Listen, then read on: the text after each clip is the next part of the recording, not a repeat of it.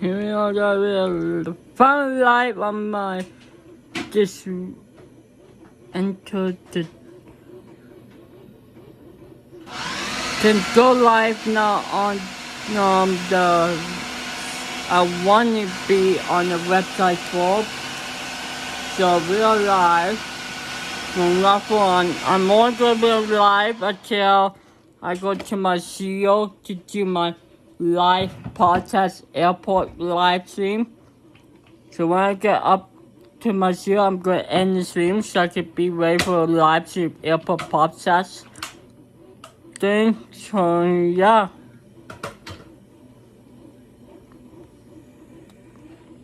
You live a noisy down people get Sorry. No, I am making the noise, not you. Oh, that's fine. Yes. If I agree, if I got too much in people agree. Do a couple of times. If you guys can hear me, let me know in chat.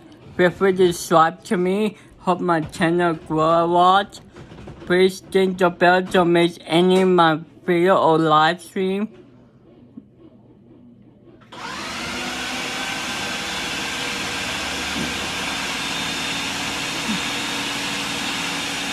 So yeah. If you're talking different things, you just want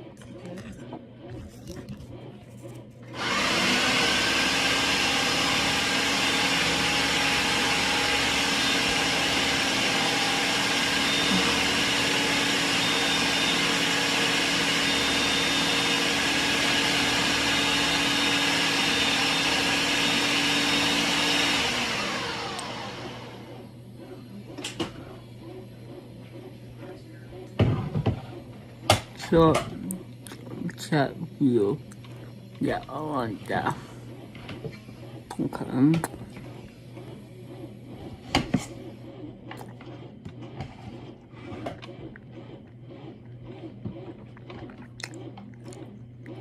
What's up, big fan Mush? How are you?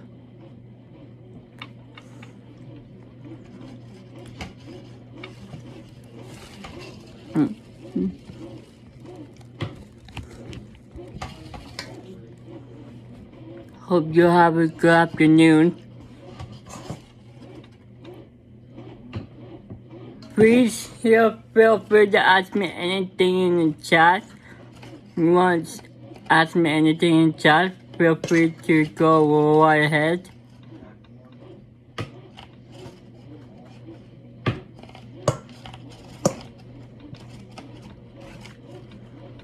What's up, Danville Gaming? Hello.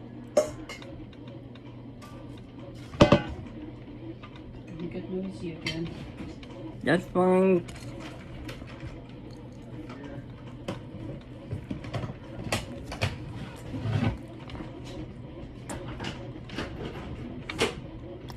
I'm doing awesome. How about you?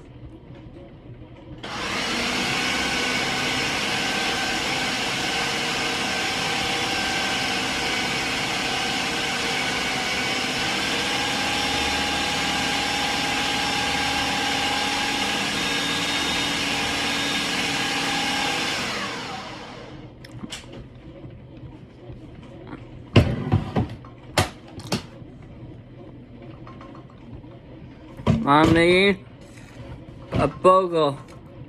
I'm having a burger from McDonald's.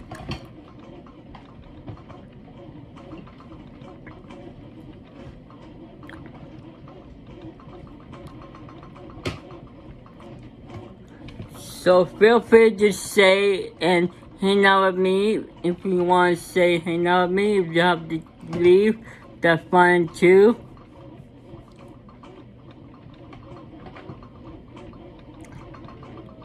But you guys are welcome to say and hang out if you want. Nice.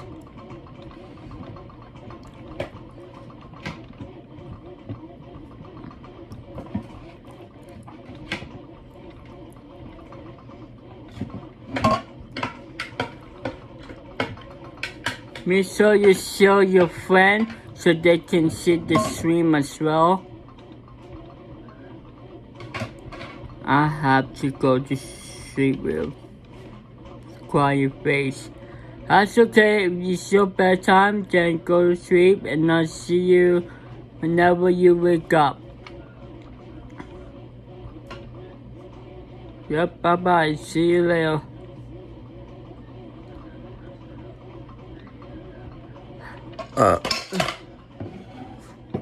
Excuse me.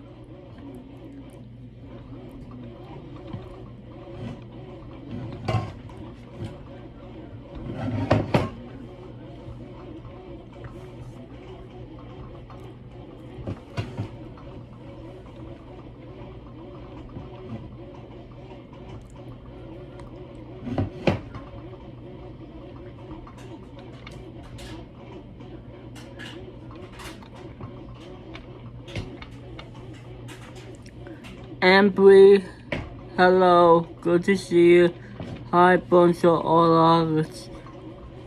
How are you today? Hope you're having a good afternoon.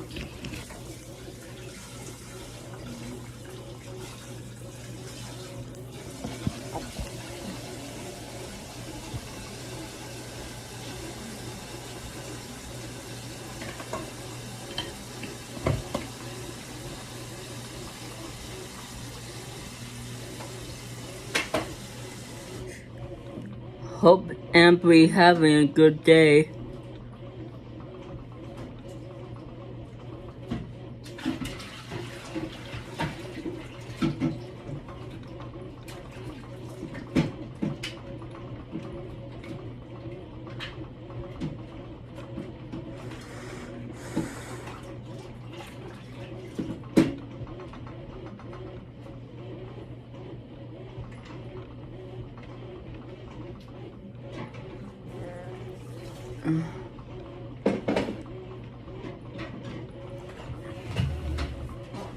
Oh.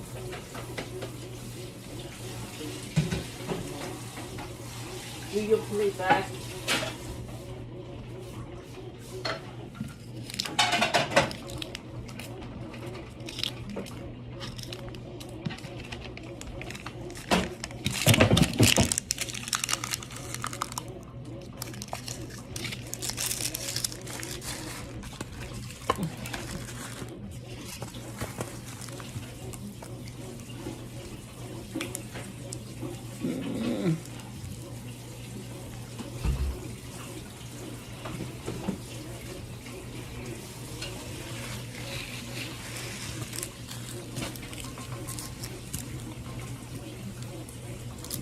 Feel free to ask me anything here, guys, in the chat.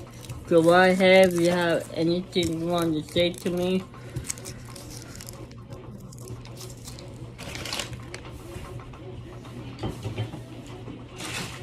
Still, all tied up. I've got two of the fillings. Huh? I've got two of the fillings to go into the pasta get made. Got one more to do. Nice. Goodbye. Love you, honey. Don't try the bathroom before you go out. I went. I know you went before, but that's I'm good. Super June, hello, E. What's going on? Oh, that's weird. This way you can put it all back together exactly the way it was. Then we got two 10mm bolts up here on top. How you guys doing? Hope you're well. How are you?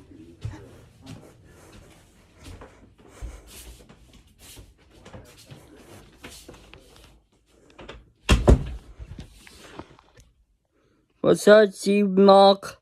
How are you? Just a second, guys. I need to plug my phone in. I'm good, you?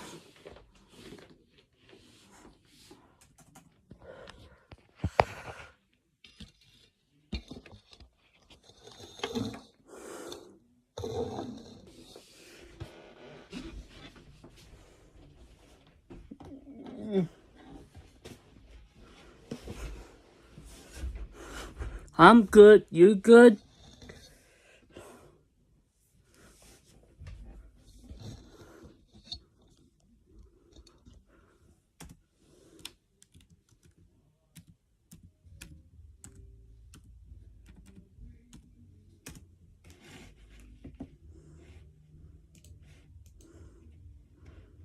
Girl has a happy face. Girl has a happy face. Oh.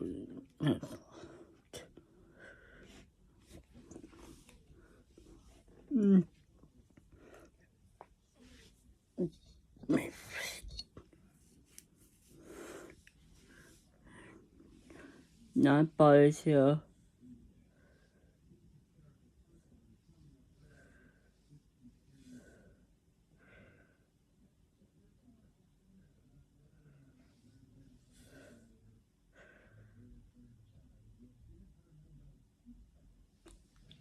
Deep Mark is up, just returning from a long drive. Oh, nice, where you drive to? Drive somewhere fun? Or drive to the restaurant or something?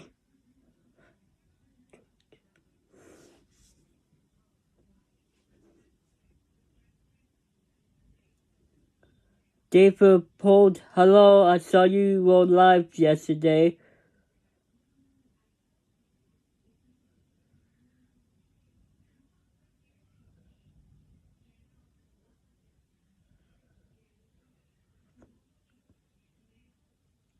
Yes, I'm happy it's Friday.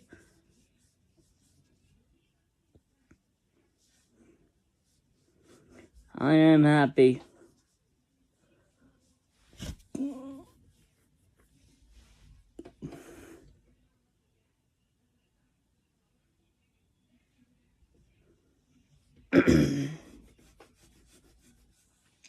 Johnson, thank you for seeing me live. You're welcome. You're so welcome.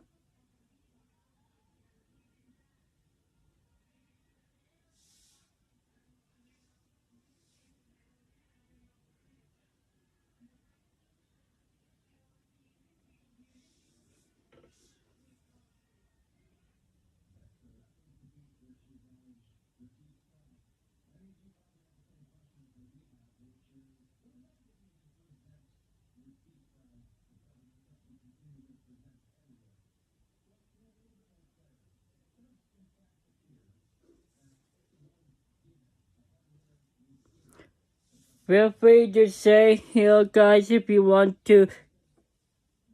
Johnson, what your plan? My plan is try to make a train field for you guys tonight on 87. Be aware, but it should be on time today in Kitchener Station. So yeah, I'm doing my best to make a train field tonight for you guys.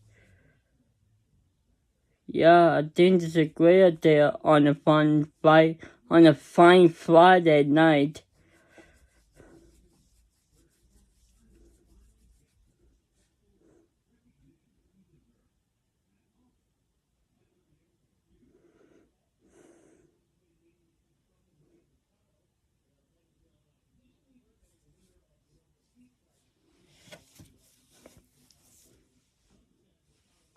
Oh, I will be safe.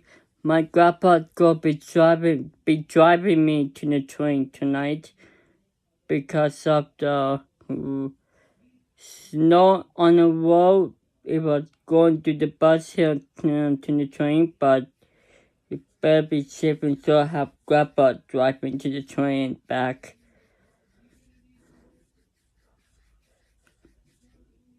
Power no time no see. Happy New Year.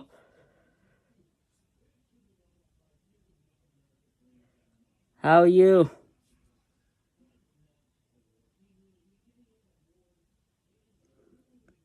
I agree, it's not fun.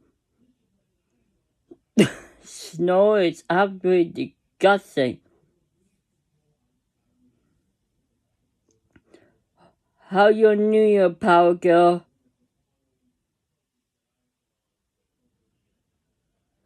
I am just eating some lunch. Happy New Year, Dagan. Happy New Year to you too. How was your New Year?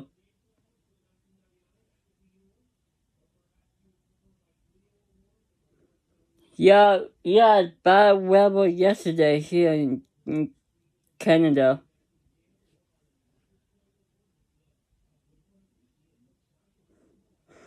I stayed home all day at home yesterday. That's pretty good. That's nice to hear. The school was canceled. The bus had to be canceled. Everyone had to stay home and suffer. It was horrible yesterday.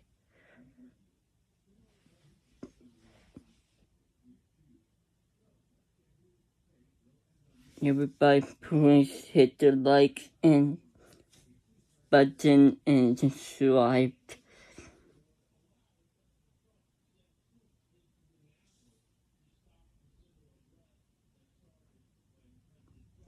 I was listening to this podcast on my phone audio for this airport. Windbeat 22, hello. Good job, thank you.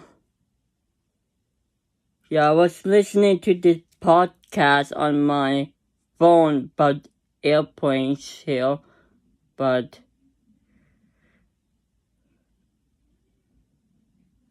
you guys probably want to listen to this podcast.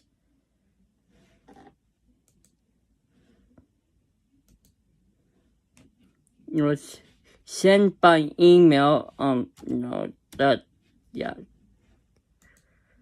EOW.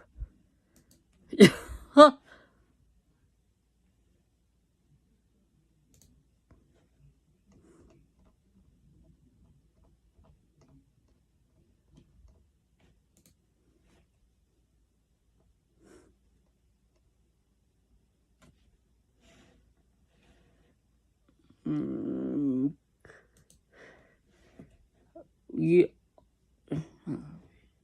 So yeah, if you guys want to say and hang out with me, that's more up to you, cause you're being cool. Thank you. Feel free to say hang out with me. If you want to hang out, that's fine. I'm just gonna put this airport podcast on so you guys can hear it too, what they're talking about. Because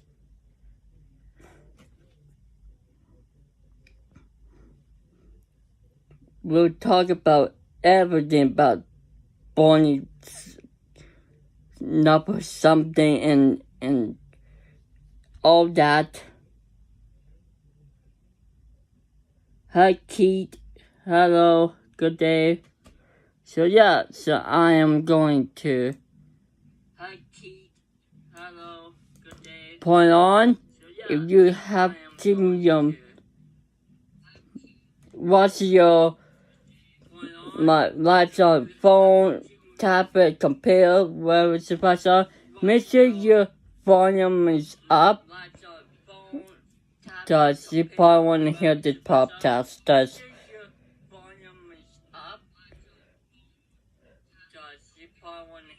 I got this fucking email today about this airport thing.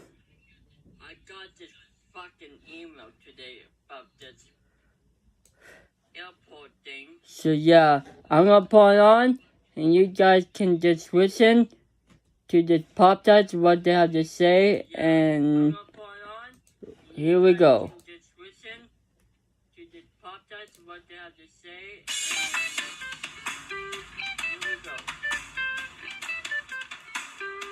And I think it's 1 hour or 50 minutes long.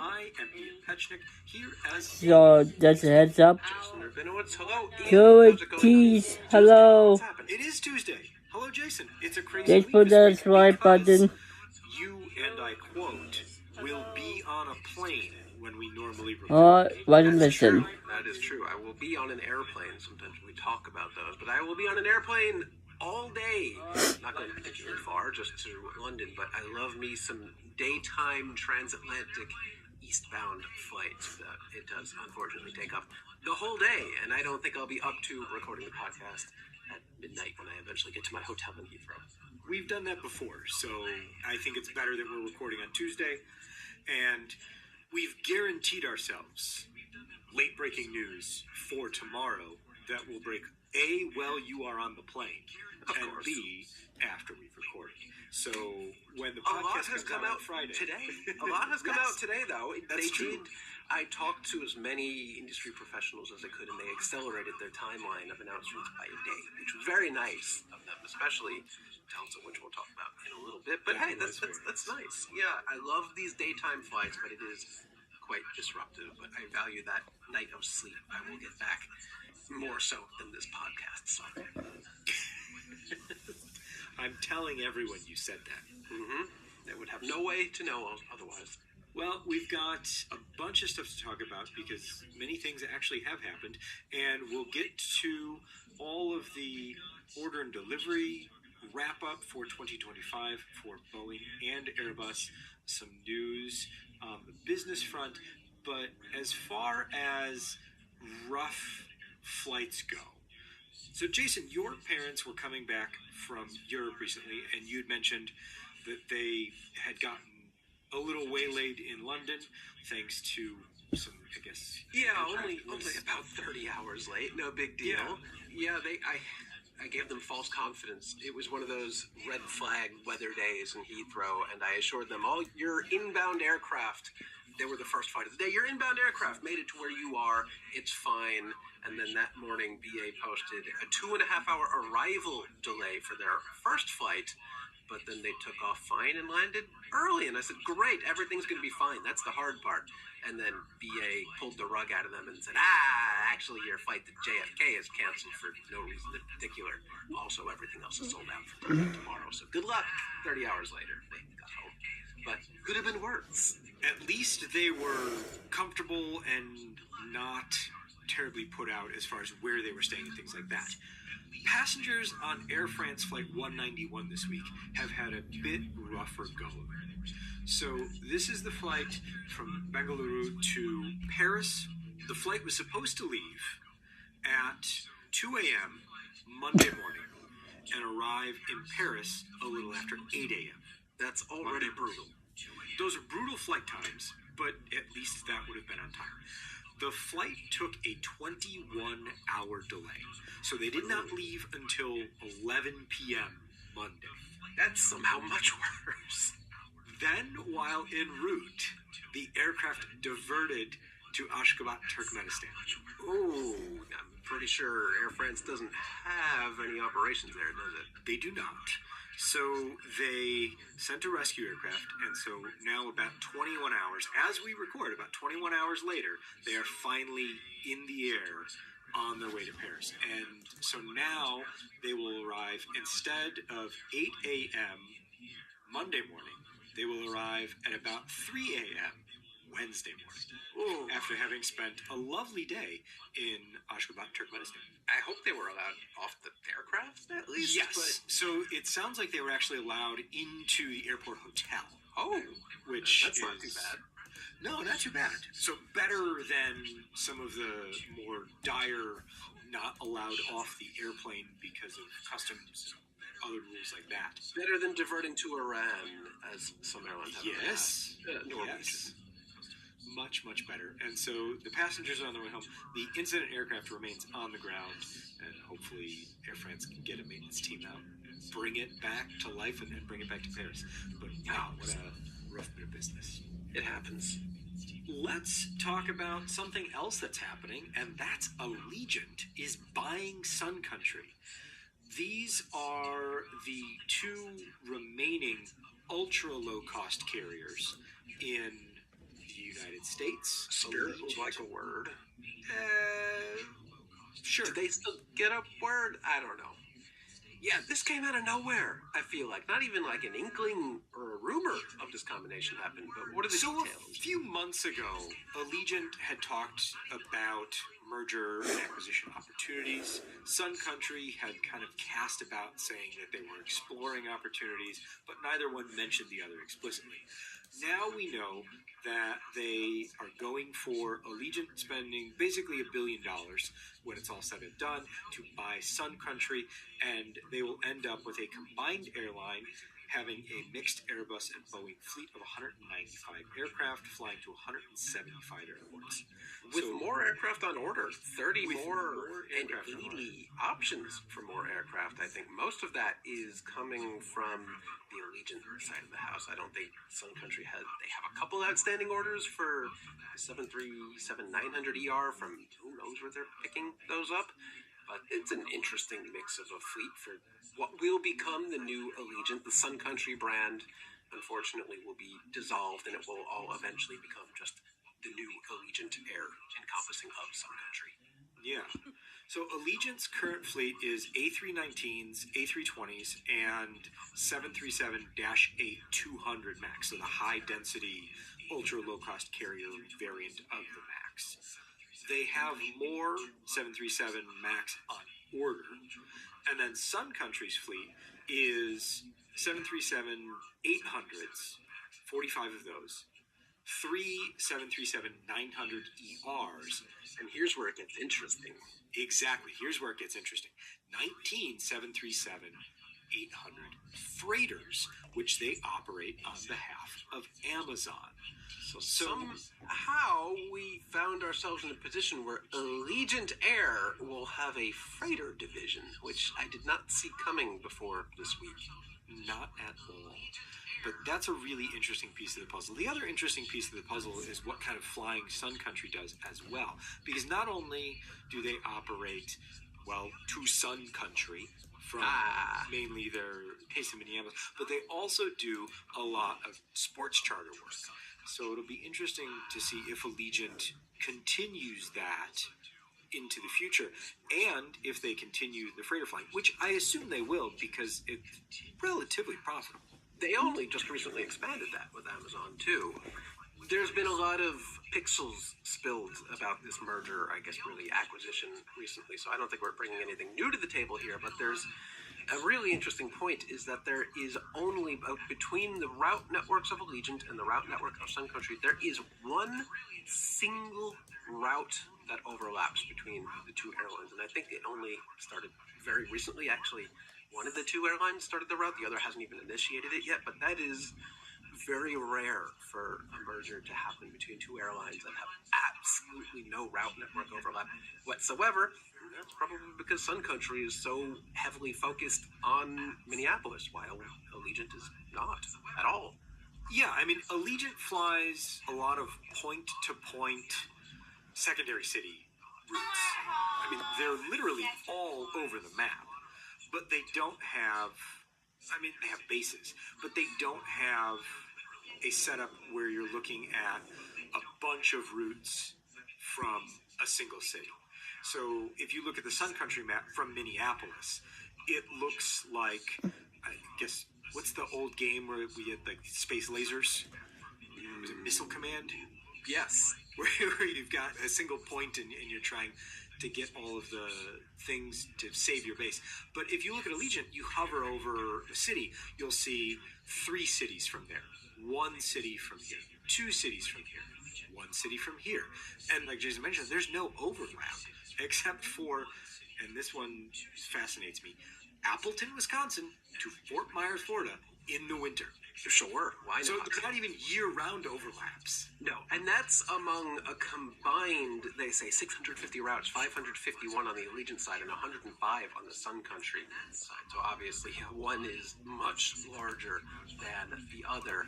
Almost all of that on the Sun Country side is out of MSP, which Allegiant says they will have some sort of major presence in.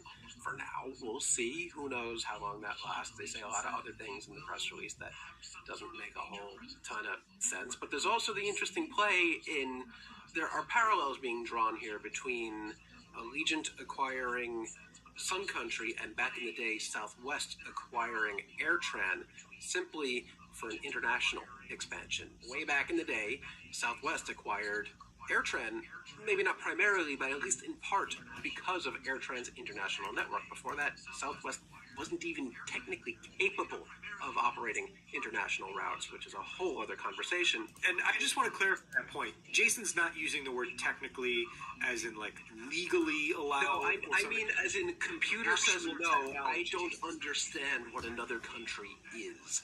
That was the situation at Southwest. It might be a similar situation at Allegiant, where its systems are not capable of operating international service, while, of course, we know Sun Country has a very robust international sun destination route network. This is going to be an interesting one. I can't imagine there's going to be much, if any, pushback from regulators on this one. We'll see what happens at MSP. Again, Brett Snyder calls out that there's the potential that Sun Country only has the presence at MSP. It does simply because Delta hasn't decided that it cannot. We'll see how the reaction is from Delta when Allegiant starts marking down flights and it starts becoming more of a mainstay there. Maybe Delta won't be so happy about that anymore. I feel like Brett's analysis is on one end of the spectrum of this doesn't really make any sense and we have to wait and see where they're going with this, to what I feel like the consensus analysis of this is, of course it's happening. Of course this is where things were headed. Consolidation is always going to lead to more consolidation, and this was the natural fit. I think I'm falling somewhere in the middle. I think they're definitely seeing something, though I'm not quite sure exactly what the end game for Allegiant is here. And that's what I think we're going to have to see play out. Yeah, it's not even like Sun Country has a backlog of precious 7.3 Max or 320 Neo orders or anything. They really don't have much of anything. So clearly, Allegiant sees something. Whether or not that's realized, we'll have to wait and see. But there's one more interesting historical coincidence. I don't know if it's a coincidence, but a commonality between these two airlines that aren't all that old. According to Wikipedia, Sun Country is 43 years old, and Allegiant is actually only 27 years old. Commenced operations in June 1998. But an interesting link between them is that in their past lives, they both operated McDonnell Douglas aircraft. Isn't that fun? I do think that's fun. And I think there should be more McDonnell Douglas aircraft still operating. There should be. There really aren't any right now. But back in the day, Sun Country was a big operator of the McDonnell Douglas DC-10 of all aircraft. All variations of it, actually. The DC-10, 10, 15, 30 freighter currently, and the DC-1040, while Allegiant Air, famously, until not all that long ago, was a DC-9 and MDX operator until probably shouldn't have been operating those aircraft anymore. There's some history there towards the end of the lifespan of those aircraft. But yeah, both airlines have very relatively small fleets, not that storied a history, but they both flew McDonnell Douglas aircraft. There you go. Well, we talked about Delta in the context of a Minneapolis hub, but now we can talk about it in the context of transatlantic flying, because they're about ready to replace their aging, I don't want to say ancient, but elderly 767 fleet and older A330 fleet with brand new 787-10s. We've finally come full circle. It has been 20 years since Northwest Airlines, we're really big in the history books today, but 20 years since Northwest Airlines announced its order originally for the Boeing 787-8, because I'm pretty sure that was the only 787 at the time. And famously, once Delta snatched up Northwest, it was deferring deliveries of those aircraft for years and years and years, and finally, sometime before COVID, who remembers at this point, finally canceled those orders. But now we see again, Delta has finally placed an order for the 787 closing. I guess we can't quite say they're closing the book on that story because we haven't actually taken delivery of anything. But I think it'll happen this time for real. I mean, yeah. They don't really have a choice. I mean, it's still the years 767. That's true. So this is interesting. I think this is an interesting point because these deliveries don't start until the turn of the decade. I think 2031. 2031 is the year I saw, probably because they want to eke out every last cycle out of its 767s that you called ancient. Delta hates flying new airplanes. They do. They really do. Just as a business model. They hate flying new airplanes. Between the A350-1000 and now the 787-10, that's a lot of new heavy metal. Yes. And maybe the 737 MAX 10 that may ever be delivered or certified. Who knows? Hey, the 737 MAX 10 moved forward in the certification process, so it's one step closer to possibly, maybe at some point, someday being certified. That's great. But yeah, this is a big step for Delta. It can't operate 767s at least the 300 yards forever, maybe the 400s. That'd be interesting if at Delta the 787-10 has any overlap in the current active fleet with the 767-400ER. Because I feel like that's probably its spiritual What's up, Jerry? 764 to the 787-10. William Tom. More like the succession plan rather Good to than see you. 76300ER, which is like, yeah, throw an A330neo at it. We need to diversify, Jason. Mm-hmm. I mean, you're not wrong. That's part of the reason for the order. Did we mention that they'll be using GE/NX engines? You did now. Okay. They will be using GE/NX engines. Good work. They will also, so important for Delta, because, I mean, this has been, if there are themes among this podcast, one of them is the incredible work that Delta Tech Ops does. And so Delta Tech Ops will be servicing the GE/NX engines as part of the purchase package. That's one thing to look out for. Is How you done, Lord? That deal. And I think John Oster over at the Air Current has a piece up on the business case as far as Delta's purchase and how they structure aircraft purchase deals. That's an interesting one to have a look at, if that's what you're into. Let's talk about some accident and incident reports. At the moment, there's no new report here from the accident investigators. However, politicians are speaking, and that makes things I'm gonna make a train field today for you guys on 387. In this case, it's South Korean politicians. That's what I'm doing here tonight.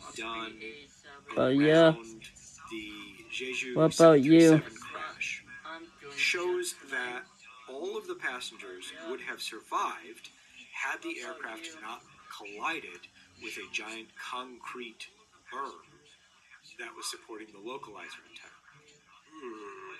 I'd love to see the report on how they came up with that. Yeah, the investigators have not released any details. This is politicians speaking about research that has been done to support the investigation. So we'll have to wait and see what the actual report says. If you need to sleep, that's fine. I want to say that's fine as well. The concrete it's up to you. That was there was not supposed to be Go sleep. Go ahead. Go sleep. Want to say that's fine. The data here, because that aircraft was going at still a pretty good rate of speed when it hit that berm, and I think it was going to come to a stop in the next couple of feet, and eventually I think there was a roadway on the other side of that berm, not that far down, and a fence, so I don't know. It's a bit odd, at least from my perspective, to say that we know that everyone would have survived if not for that, but we don't really have much to go on here. I think that it's a very odd thing to say. Yeah, speaking in absolutes like that is very odd. Exactly. We'll see what the report says when it does in fact come out.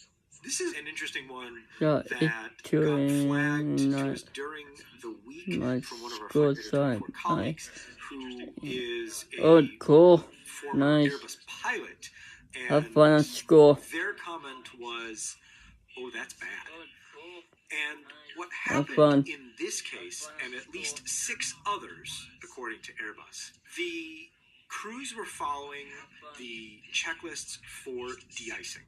And as part of the de-icing preparation checklist, in the A320 flight deck, you turn off the bleed air and you press the ditching button so as not to ingest the propylene glycol into the aircraft. That's a good thing.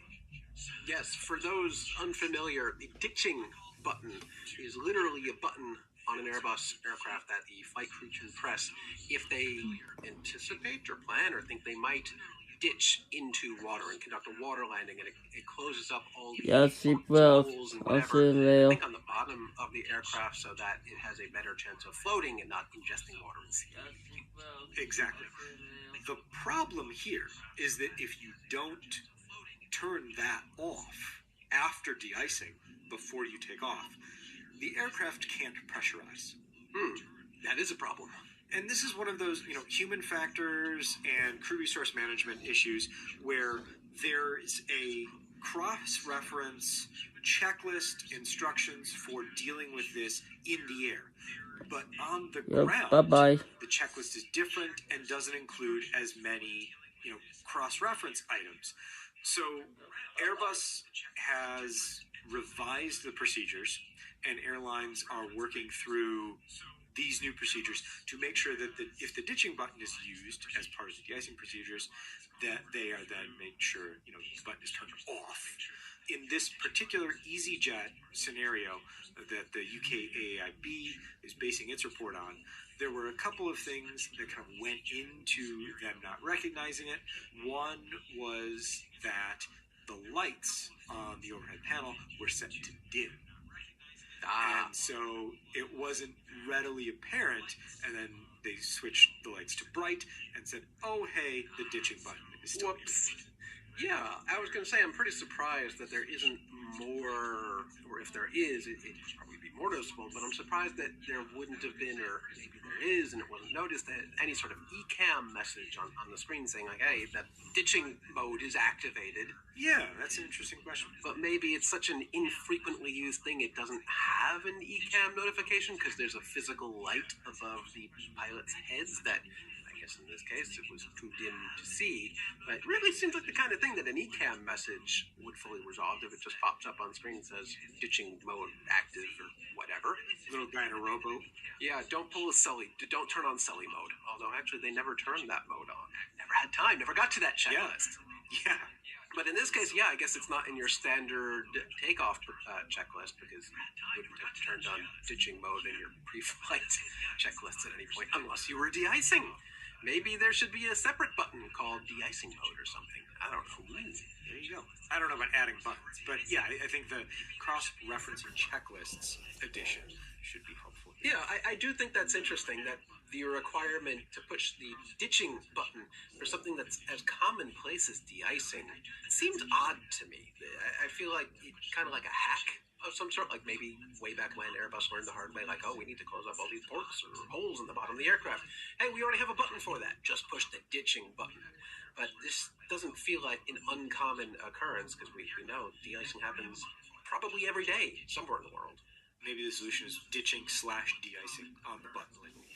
Or when you push it, it makes like it drips green de-icing fluid on you just to remind you. Got to turn it off. I don't like that solution. Oh, you'll notice it. There is that. All right, let's stick with the UK AIB, because they have another report about a turbulence event encountered by a British Airways A380. This is all the way back in December of 2024. The aircraft had been cruising at 39,000 feet from Los Angeles to London when the aircraft encountered what became light to moderate turbulence lasting about 10 to 15 seconds. Unfortunately, one of the flight attendants fell while preparing the cabin and fractured her ankle, and a passenger on the upper deck of the aircraft suffered a broken ankle because they were on their way back from the LAV and hadn't had a chance to sit down and buckle up their seatbelt. That is not the real story here. The real story here is that the inquiry credits the real-time weather app as part of the pilot's electronic flight bag, with warning the pilots that turbulence could possibly be encountered during the flight while they were already in flight. The pre-flight weather briefing included no information about turbulence to be expected on the flight path. However, they received notification en route that turbulence was possible because of the real-time weather app that is updated through the aircraft's Wi-Fi. So they were able to say, hey, we're going to have turbulence up ahead. Everybody should stow their things. Service should stop. and everyone should be seated. And unfortunately, not everyone was seated in time because the flight attendant was still in the cabin and somebody really had to go to the bathroom. But injuries could have been much worse had service been going on, people walking around the cabin, things not stowed. So an interesting outcome, and I think something that, kind of lends itself to what we've talked about over the past few years, how real-time connectivity on the flight deck is changing a lot of how aircraft operate. Yeah, that's great to see technology be used actually the way it was marketed and originally intended. Some of the reason why airlines installed these connectivity systems in the first place wasn't just so that you could download this podcast in the air, but also operational reasons, health metrics on the aircraft, and of course the electronic flight bag updates, which pilots do get. So great to hear an actual story of that. Fun that it's on a BA aircraft, an airline notorious for having just completely unusable or broken Wi-Fi, but good for them. But it worked in this case. It worked in this case. One of the few instances where it worked on BA. It worked when they needed it to, I guess. Yeah. Let's turn our attention to a year-end wrap-up for 2025 orders and deliveries. Boeing had a much, much, much better year in terms of orders and deliveries than they have since 2018. Ooh, that's a long time. Yes.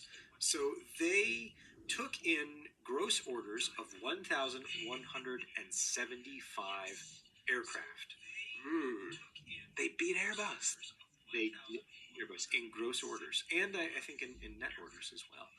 A lot of those orders came as part of revised trade deals between the United States and other countries. So, Jason, I want to give you a short quiz. Ooh. Who were the biggest orders from? Air China and China Southern. No. Oh. The biggest orders came from undisclosed airways. Oh, I should have gone with that. Of course it did. Of course it did. Were Air China and China Southern even on the list? I honestly don't know. But that's where I feel like the conversation was going with these new trade deals. But yeah, undisclosed airways, airlines, whomever. Of course, they have got the world's biggest fleet. Exactly. So 337 aircraft ordered by unidentified customers. 234 737 MAX, 91 787-9, and then a smattering of others. But no, so the order that I was really pointing to, there were a couple, but one especially is the Qatar Airways order for 161 aircraft throughout the year that really came as part of the trade deal push by the Trump administration. The Korean Air order, 40 aircraft among those as well. Uzbekistan Airways, there are China Airlines. So there are a couple here that are really part and parcel of the Trump administration's renegotiation of trade deals.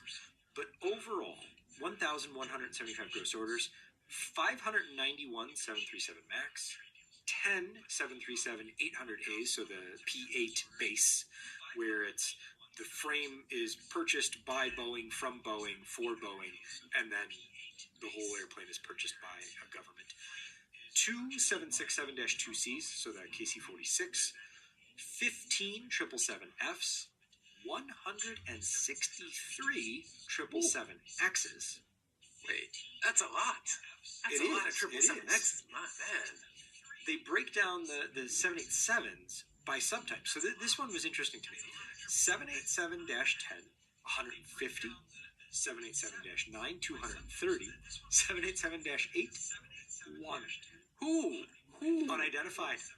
Who ordered a 787 I mean, it must be a BBJ, right? Has to be. I assume so. But they're there. That's great analysis. Thank you, Ian. Yeah, I don't know what more to tell you. They are there. Boeing delivered 600 aircraft in 2025. They delivered 447 737 aircraft, 30 767 aircraft, 35 777 aircraft, and 88 787 aircraft. All right. A good year for Boeing. Not a bad year. No, not a bad year at all. And as Jason kind of expressed his surprise, not shabby numbers for the 777X. Not shabby at all. No, there's some real hope on the airline side that those might actually become a real airplane one day, I guess. One would hope. We're in another round of flight testing. The multiple aircraft have been active this week, so that's exciting. That's good. So what do we got on the Airbus side? A good 1,000. Good news, bad news. Fewer orders, 175 fewer orders for the year. However, far more on the deliveries side. 793 deliveries from Airbus as opposed to Boeing's 600 deliveries. Not that either of those are really anything to sneeze at. But there's a lot more aircraft type here to go through. Yeah, the Airbus breaks down their orders and deliveries by specific aircraft type. So we've got... Nice and appreciated.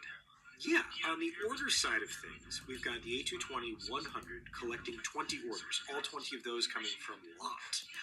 29 A220-300s, 20 of those also coming from lot.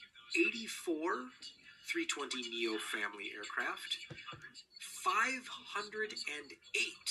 A321neo aircraft. Ooh. So is that A320neo number you gave, is that the family or specifically the A320neo? That is the A320neo. Okay, because I know there's a lot of orders where we don't actually know what they ordered. They just said 320neo family aircraft. So where do those fall in here? Those are the numbers from Airbus's full year orders and delivery sheet. So they know, but they don't want to tell us. I mean, I guess. Sure, yeah. A lot of these orders just say they will take delivery of 15 320neo family aircraft, but they don't tell us. But they know they're attributed here, but just not down to the individual airline, I guess. Right. So there's that. But to summarize, 84 320neo, 508 321neo. That is ridiculous. That's a lot of planes. What else? 2 A330-200s. So again, that's the MRTT, which is the same as the P8 situation, where Airbus buys the aircraft from Airbus, Airbus buys the frame from Airbus, and then sells it to a government. 100 A330-900s, 28 A350 freighters, 83 A350-900s, and 82 A350-1000s. I'm disappointed that an airline couldn't step up and order an extra A350-1000 just to even it out, but here we are. Yeah, well, maybe you can, well, no, you need to go back in time to punch that order for Virtual Air. Probably, that's the limiting factor. I have no time machine. On the delivery side, 793 was the top line, as Jason mentioned before. 5 A220-100s, 88 A220-300s, 15 A319neos. Huh, didn't see that coming. I gotta look up where those went. All of those, I believe, went to China Southern Tibet Airlines? Like, an airline in China, yeah, okay. no matter what. Let's see, there were a couple... I think China Southern took the original ones years ago, but like two. Only West two. Air, China Southern, Tibet Airlines. Yeah. So not a whole lot of variation there. Hot and high operations. 205 A320neos, 307 A321neos, 2 MRTTs, 1, nope, that's a typo on my part, 33 A330-900s, 42 A350-900s, and 15 A350-1000s. So a greater number than Airbus's revised forecasts, but not as great a number as the 800 that they were targeting at the beginning of the year. Close. Yeah. 7 is not that huge a miss. And then again, I don't work on Wall Street, so to them, a miss of 7 is huge, literally billions of dollars worth, but close enough. Round up. So. Close enough for government work, I guess. So yeah, not a bad year for either Airbus nor Boeing. Boeing especially having a very good year, both in terms of orders and a much, much, much better delivery year as well. So good for them. Jason, let's close the show with some bittersweet news. Sweet because it's the first one of its kind. Air Inuit has received Canadian approval to put the 737-800 Combi into service. This is a forward cargo door featuring room for 5 pallets and then 90 seats in the cabin behind it. Very cool because it's the first one ever and it'll go in service soon. I'm looking at one right now. I've got a model of that on my shelf behind me because of the time I was supposed to fly the 737-200 Combi, which I think is the bitter part of your news. The bitter part of this is that it now becomes increasingly likely that you will never get to fly on that 737-200 Combi. Wonderful. That's great news. Thank you. That's not even bittersweet. I mean, that's just a gut punch. Yeah, that sucks. We were so close. So close. But what are you going to do? But go back and try again. I mean, yeah, but it might even be too late for that if they did their runway thing where they don't need to be sending the 200 Combi out there anymore. I'm not sure. But I was on it. I mean, it was nice. But good for them. The 800 is obviously a massive upgrade to the 200 in just about every conceivable way. Except coolness. Except the cool factor. That's true. Except it is unique right now. So it's still pretty cool. Yeah, so we'll go for that. That'll cushion the blow. Mm-hmm. Yep. A little bit. For now. Alrighty, let's call this episode good enough because you, sir, need to go, I assume, pack for your trip. Eventually, yeah. Eventually, and leave at some point. But we'll say that this is episode 353 of Av Talk. I am Ian Petchnick, here as always with Jason Rabinowitz. Thanks for listening.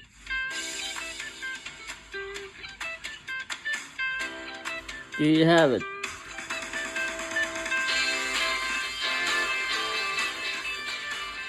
Budget 0.7. Budget 0.7. And I do have a couple of other ones here as well.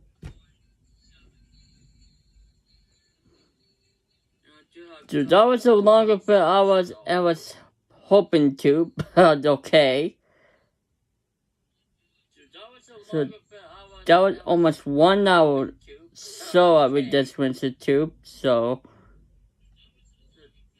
that was almost 1 hour so I read this Winter Tube, so I was expecting that it could be 1 hour of some podcast. But I was expecting that it could be 1 hour of some podcast.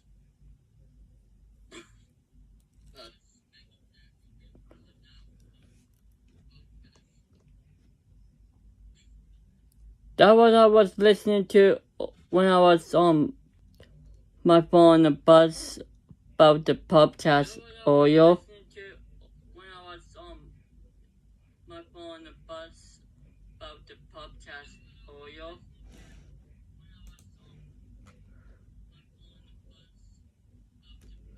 So we might chat real quick. But girls, I'll be back in a minute. Sound good. What are you doing today? I already told you that. I'll go to sleep. Sound good. Good night. Yeah, it's 2 a.m. and I must go so at 9. Have fun. Enjoy your day.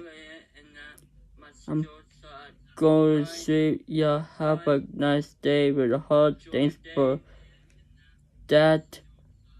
Bye. Bye. And that's it for now. Bye. So yeah.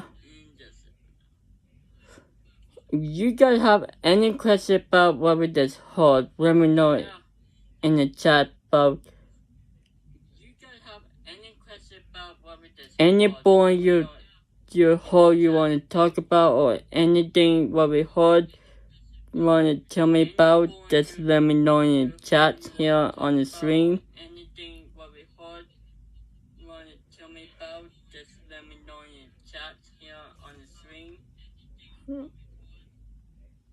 So that was one pop tart with this hood. I wasn't expecting it, but that's fine. I don't care.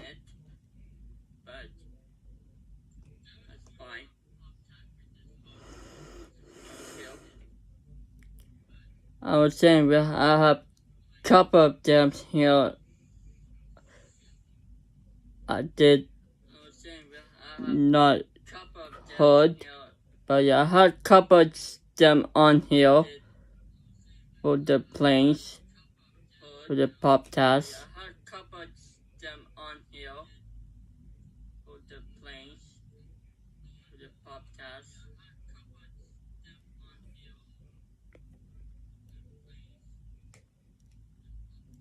So yeah, and apparently been up for 1 hour, so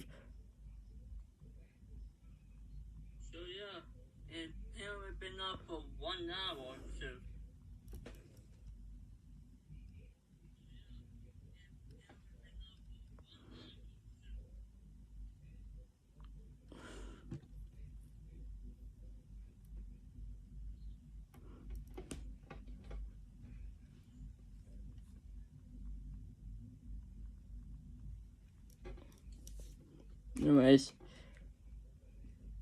I have a couple old ones here on the page I'm looking at here on now.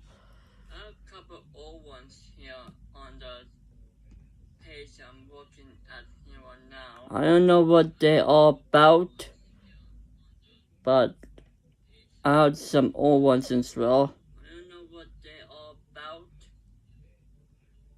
So let's listen here to the R1. Let's listen to the one of the old ones. So, with the nails on, have your phone up. If you have anything you want to tell me, let me just say in the live chat.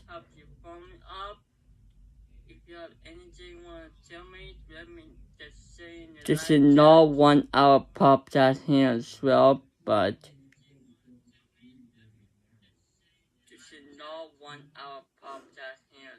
so yeah, was thought and what they're talking about.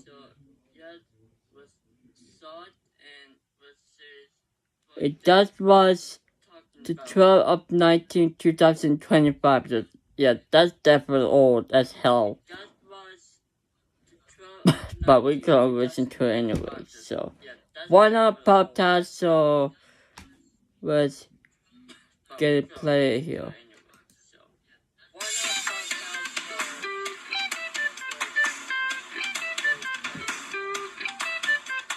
Hello and welcome to episode 350 of Av Talk.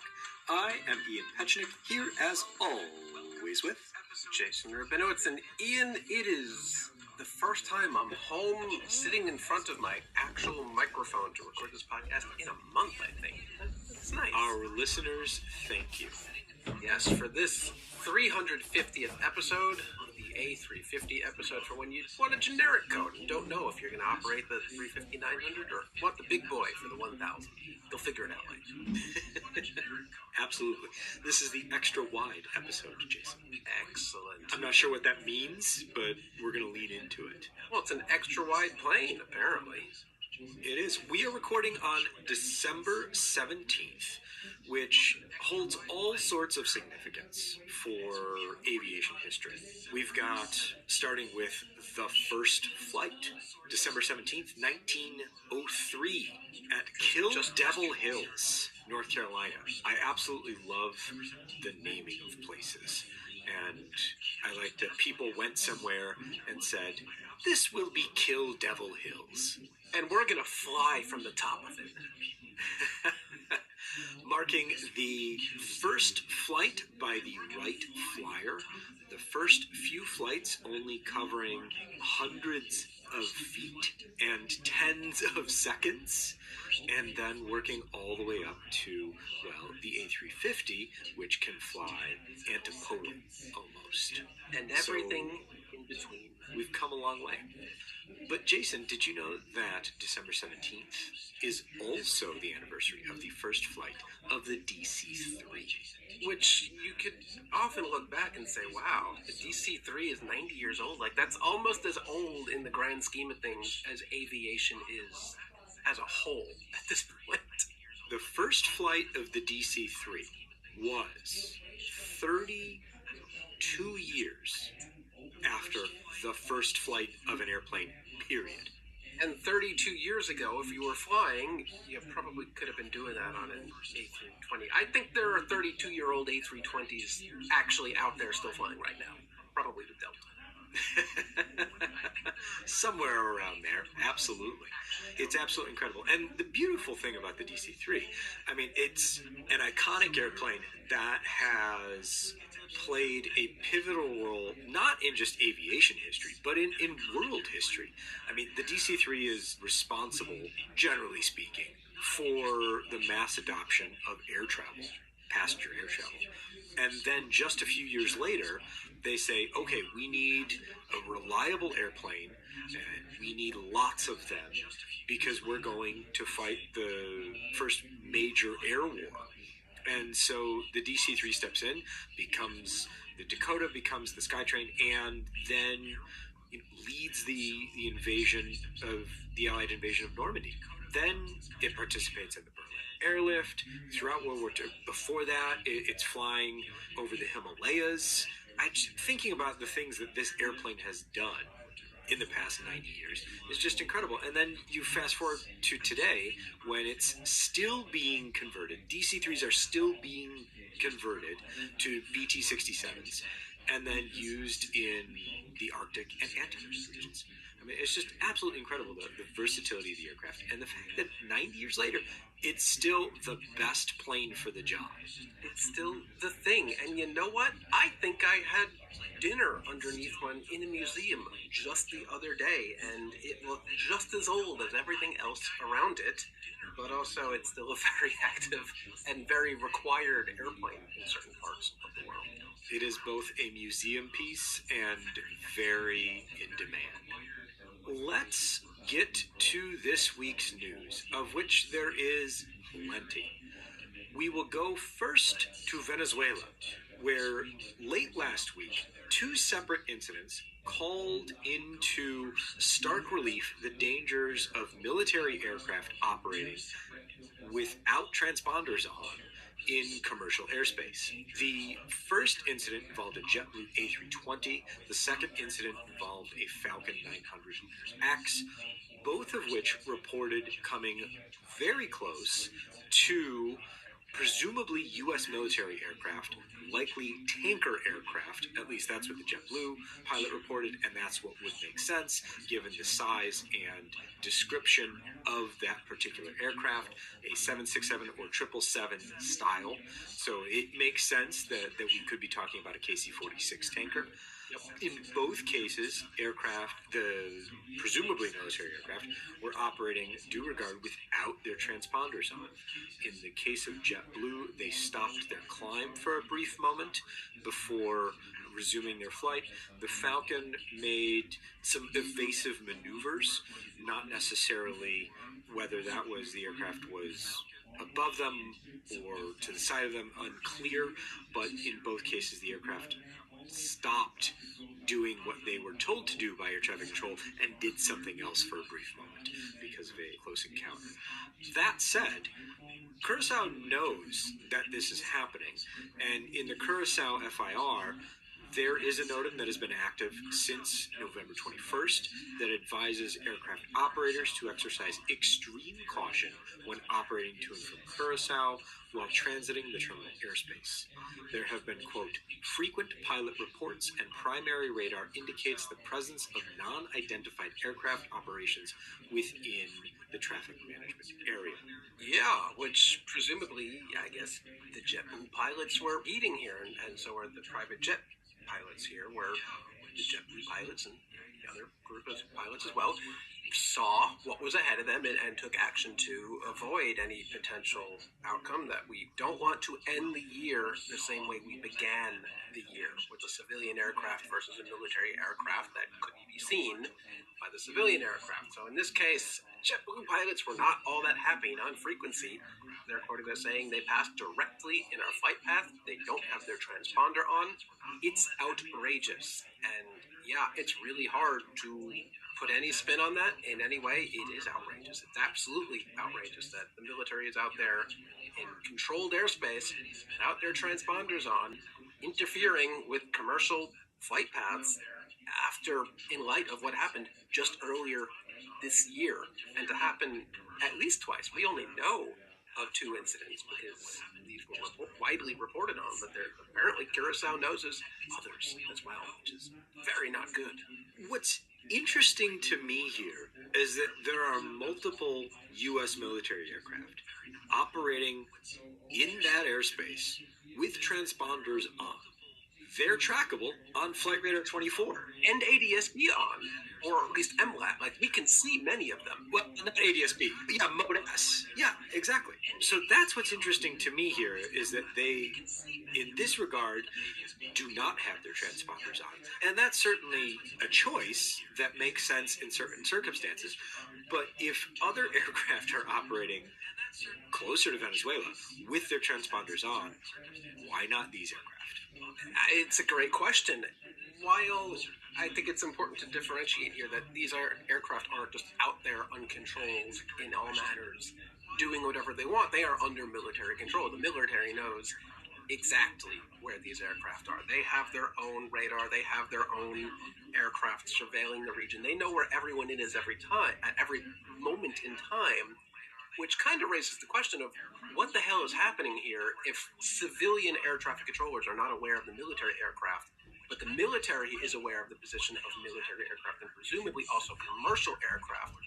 Why do they keep letting their own aircraft conflict with commercial aircraft? It's just not adding up to me. It's not like earlier this year where you had a government helicopter flying a route in VFR airspace and kind of unfortunately conflicting with the commercial aviation flight path. This is What's up, a security? controlled flight. Somebody How are you? knows exactly where this aircraft is. It's presumably where it's supposed to be. I'm good, Why you? are they letting it come so routinely at this point in conflict and so closely with commercial aircraft? I just don't understand why this is happening.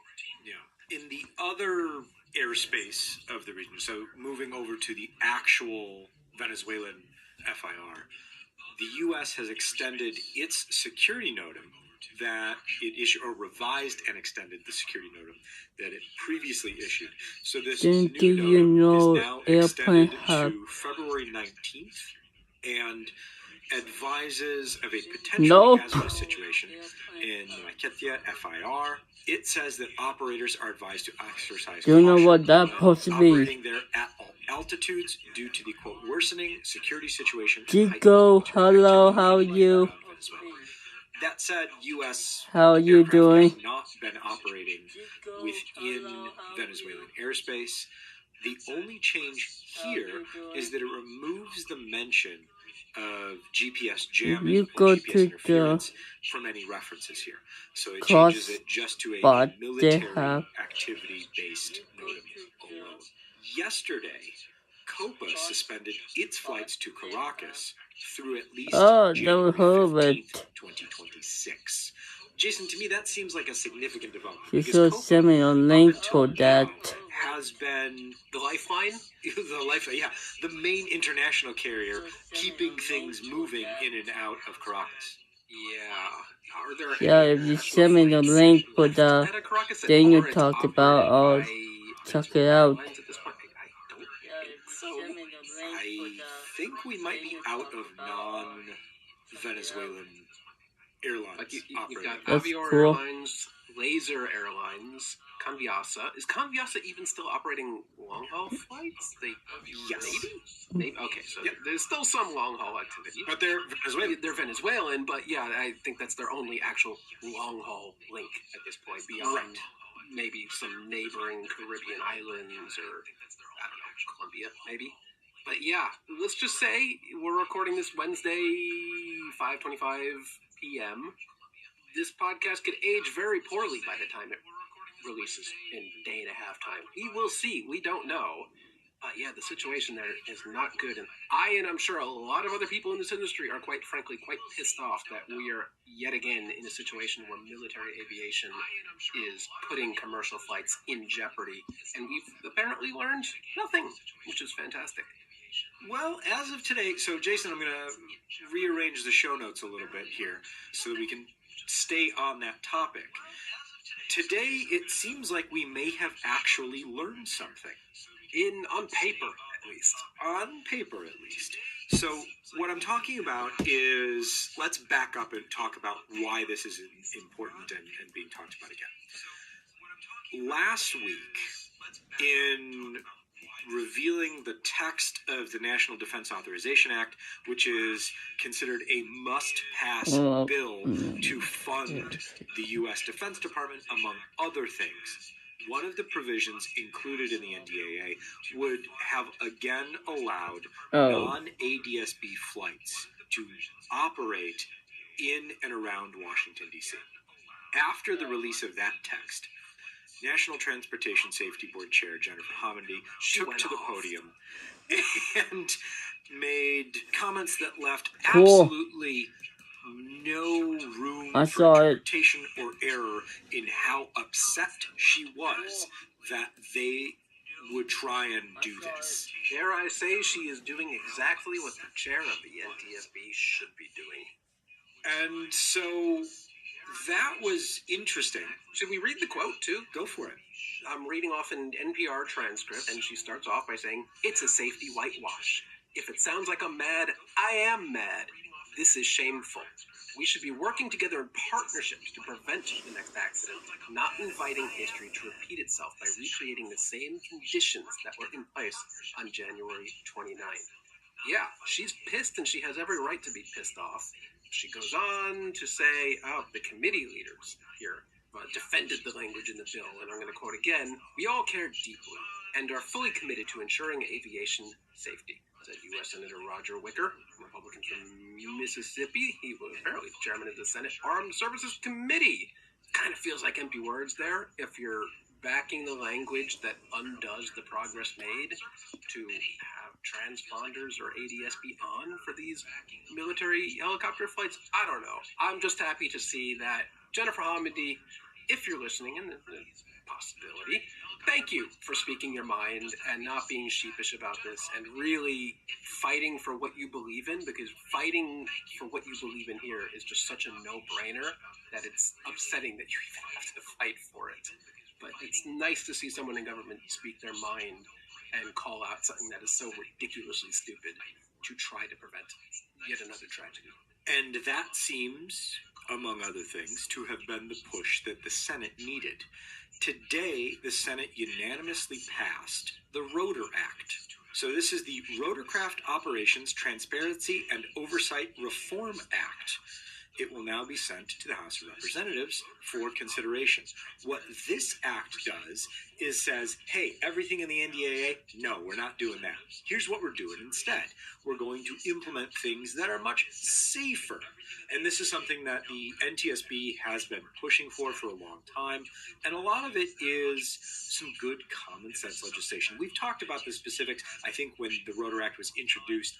Just to recap, it expands ADSB out and ADSB in implementation with a 2031 deadline for aircraft operators to equip with ADSB in for all commercial, military, and general aviation operators who are already required to have ADSB out. So this makes flying much safer because it provides pilots with much more information than they have without ADSB in. It also requires a comprehensive safety review of Washington National Airport, as well as all major mid-sized airports, for how aircraft operate and how the airspace is set up to accommodate helicopter, UAVs, or first responder flights. how those flights impact commercial operations and to better structure the airspace so that they're not dealing with conflicts as often. Good stuff. Good stuff. The Rotor Act also requires, there's a couple more that make some really good sense. New level of coordination and information sharing between the FAA and the DoD. So now each branch of the military with an aviation component has to come up with an understanding, basically a memorandum of understanding with the FAA to have a plan how they're going to work within the National Airspace System. Seems like the bare minimum. So Yeah. And the last one that I'm super excited about is it advances, providing funding and moves forward basically the new version of TCAS, so ACAS X.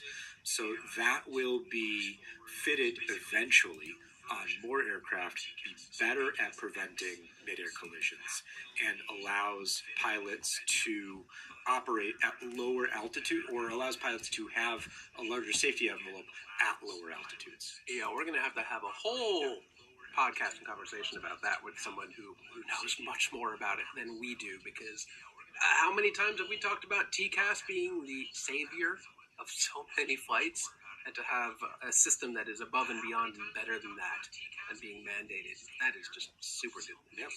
So some good common sense stuff coming out of this after some very nonsensical proposed legislation from last week. Jason, you know how they say everybody has their price? Yeah, I have my price.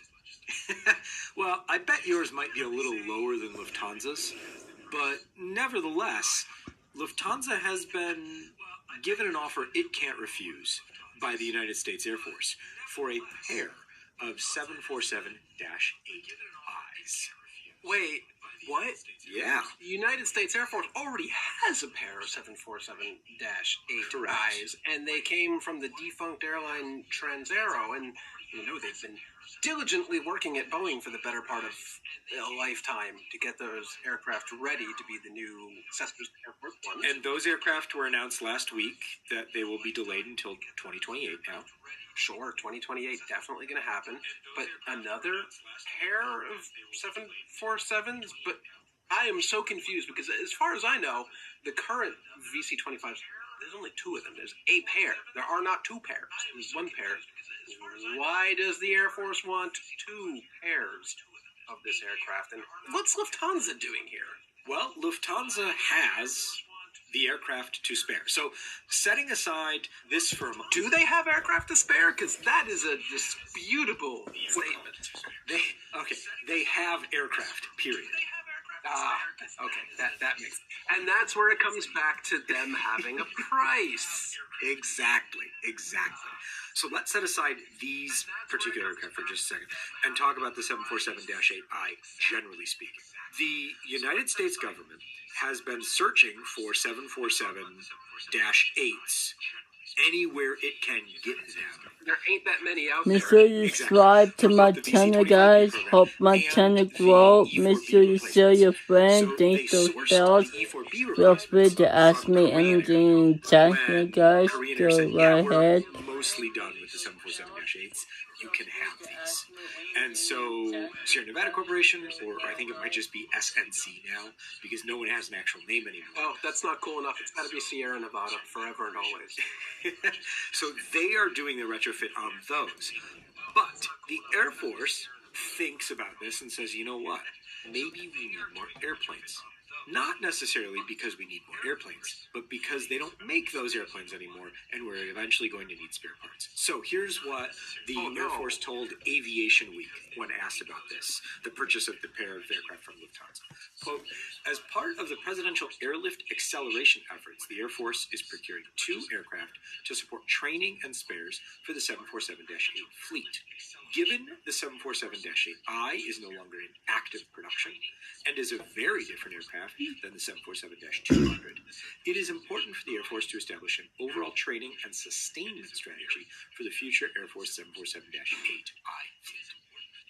So they need parts, Jason. It's a death sentence for these airplanes, and I don't like it.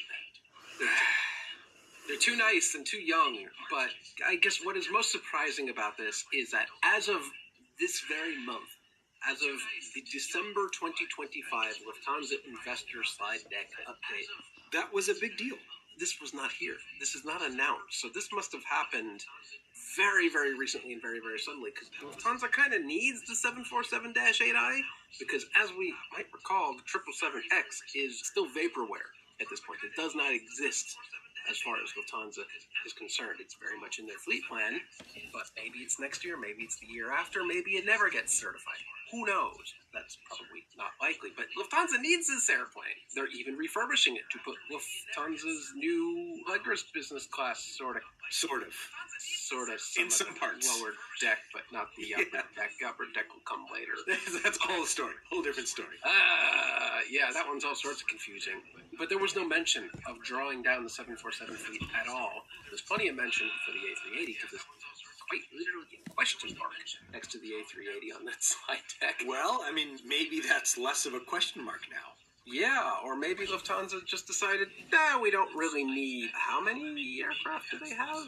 It's 19, 18, something weird. 19 747-8s. How do they end up with 19 and not 20? Well, they were going to take the first one. So they had an order for 20. They were going to take the first one. And that recently, very recently, finished retrofit for the government of Egypt. So that one was one of the early ones that ended up being similar with the A380s, where it ended up being much heavier. So it was not a terrible teen, but a terrible early. One. Yeah. Yes. Okay. You just got all the answers today, don't you? Sometimes I anticipate the questions that you're going to ask and just have this knowledge at hand. That's smart. We've been doing this for 350 episodes. Exactly 350. But yeah, it's interesting because the U.S. government is essentially hoovering up literally any 747-8 it can get its hands on, except from one lonely last commercial operator of the type, and that would be Air China. I don't see that happening. You know what this potentially means, Ian?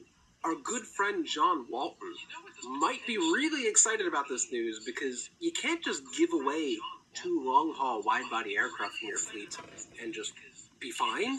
You need to have aircraft to backfill for that, and you know what aircraft is the perfect kind of cheap, already available aircraft that you already operate, that you just can't quit even though you really want to? Would be the A340-600, which may live as long as the DC-3 at this point. It's just one of those aircraft that is there.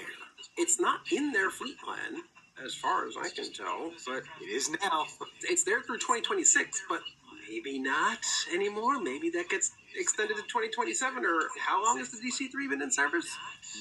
90 I mean, since it first flew, 90 years. 90 years? Okay. So, 346, I don't know. 90 years. Got a ways to go. The A340, yeah. But at this point, they just can't quit it. Oh, boy, wouldn't that be something? I don't know if we'll be alive to experience that, but anything's possible. At this point, I wouldn't be surprised. I just wouldn't be surprised. I am a little surprised that Spirit Airlines is still operating, given what That's harsh. we learned about over the weekend. So, first reported by John Ostrower and his team over at the Air Current was Spirit's competitors, or other airlines generally speaking in the U.S., were preparing for the possibility that Spirit Airlines would shut down over the weekend. This was because they were supposed to meet with their debtor-in-possession financing folks to gain access to another tranche of money to continue operating the airline. And, not a ton of money in the grand scheme of things. It was $100 million. $100 million. Yeah. In airline terms, it's not all that much. That's a lifeline amount of money. But to get this money, they had to present a plan for continuing their operations. Basically saying, here's what we're going to do with the money if you give it to us. And that didn't happen, but they got an extension. So they didn't necessarily have to present the plan when initially agreed, but the debtor-in-possession financing came through. That is keeping them going for now. They've also announced that their pilots and flight attendants have agreed to pay cuts, Those pay cuts will go through at least August of 2028, though who knows if the airline still exists by then. So Spirit says the revised contracts, they didn't give a number for the pilot contracts, but they said the flight attendant contract saves $15 million annually. That's all well and good, but Spirit might not be around for that much longer because there are now reports, Bloomberg is reporting this, among other news outlets, that Frontier and Spirit are seriously looking at another merger agreement. No way. Yeah, surprise. What is surprising is that the person running Frontier Airlines is not Barry Biffle anymore. Yeah, quite surprisingly, out of nowhere and quite quickly, I think it's by the end of the year, Barry Biffle is out of Frontier. He's No. He's out now. He's out now. He's no longer CEO. In an advisory capacity until the end of the Yeah. year, which basically means sit in the corner and, like, don't talk to anyone. Or help the transition. I don't know, but this came out of absolutely nowhere and is kind of, it was the second of 3 major airline executive transitions as of late. First came Qatar Airways' CEO out, then Barry Biffle, and then as of just an hour ago, not even an hour ago, we learned that Delta's COO, I believe, is also very suddenly, very unexpectedly out of the company. So things come in threes, hopefully, maybe fours, I don't know. It'd be good for the next time they record, I don't care. But yeah, Barry Biffle out of Frontier. It's such a pivotal moment. Would love to know what happened there. I mean, according to Frontier's 8K that they had to file, It was because of no wrongdoing.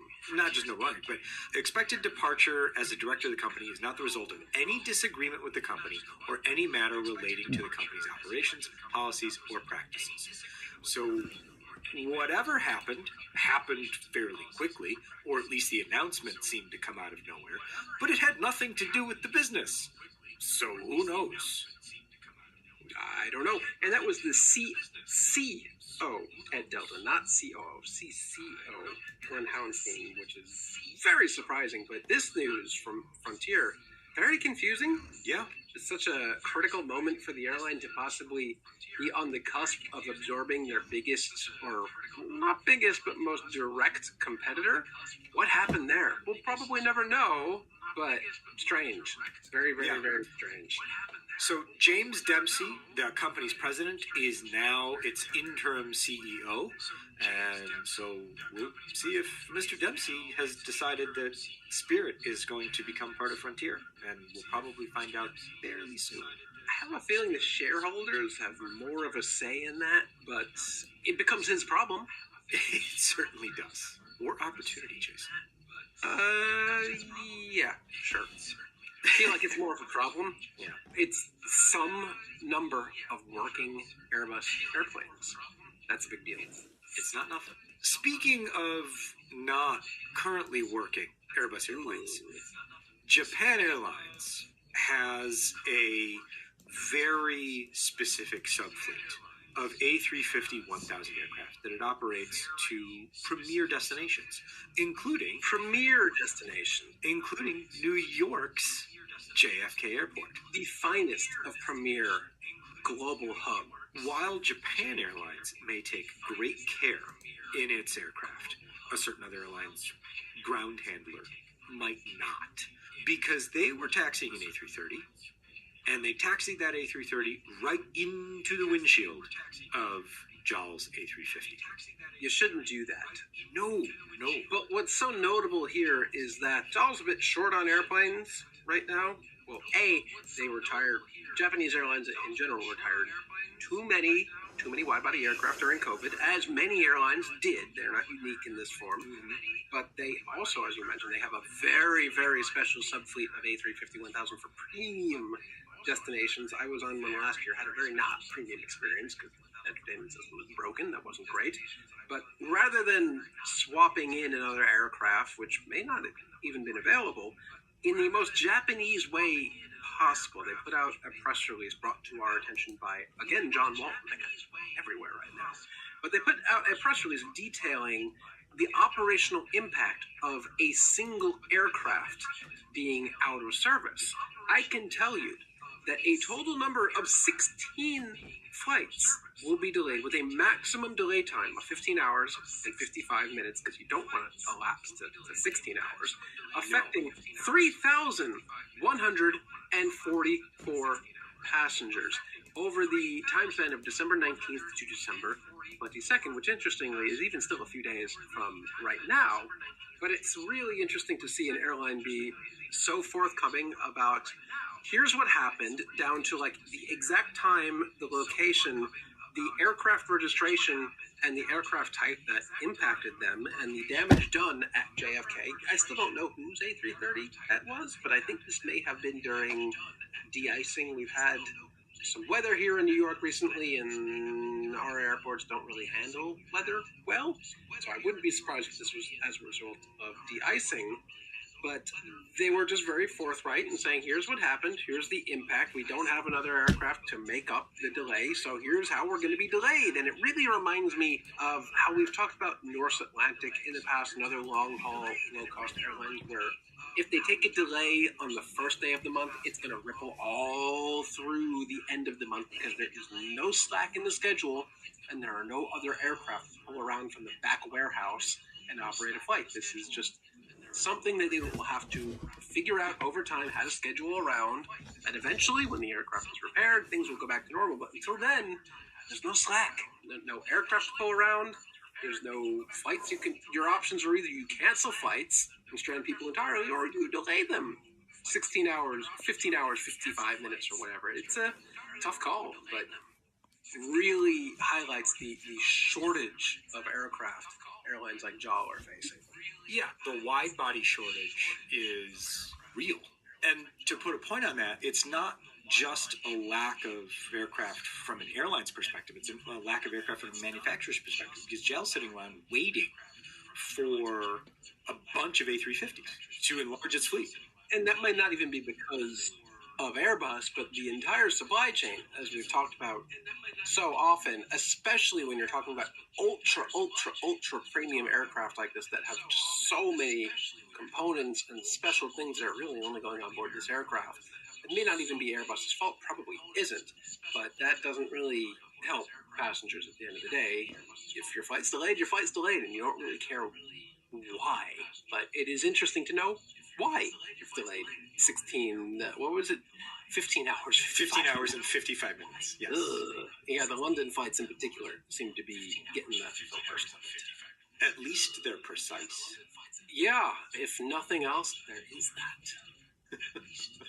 Let's talk briefly about another preliminary report that came out.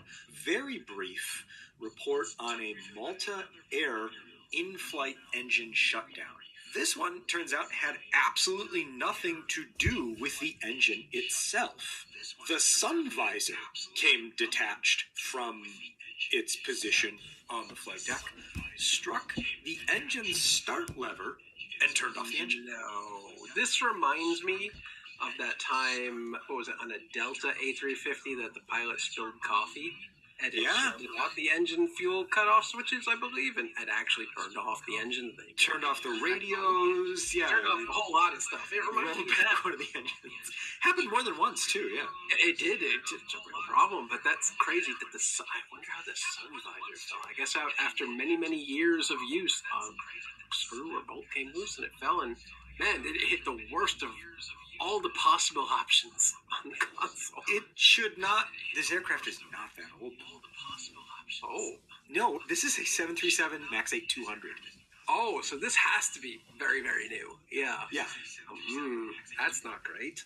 So the pilot stopped the climb and restarted the engine and then continued on. That's one of those reports where the pilot's probably put in a logbook or whatever, like, man, you're not going to believe this. You're going to call me a liar, but I swear this is what happened. The sun visor. This is how it happened. The sun visor just all of a sudden broke off and turned off the engine all on its own. There I was.